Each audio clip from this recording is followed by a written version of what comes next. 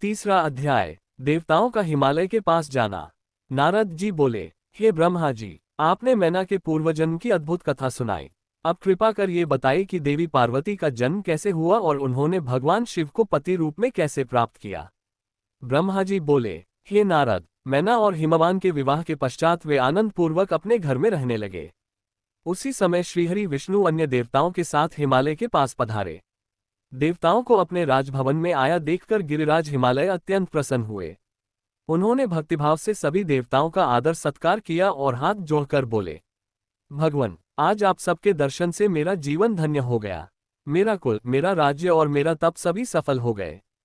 मुझे अपना सेवक समझकर आज्ञा दीजिए कि मैं आपकी क्या सेवा करूं।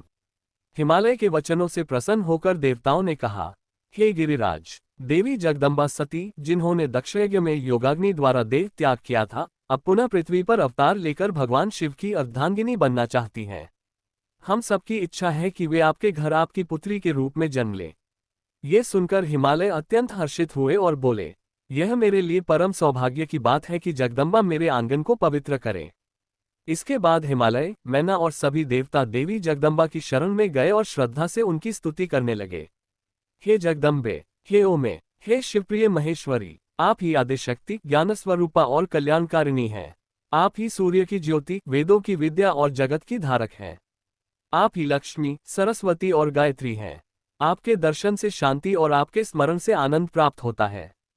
हे देवी, संपूर्ण जगत के कल्याण हेतु हमारी स्तुति स्वीकार कर हम पर कृपा करें। इस प्रकार देवताओं द्वारा स्तुत की गई जगतजननी देवी उमा के साक्षात दर्शन की कामना से सभी देवता हाथ जोड़कर खड़े हो गए।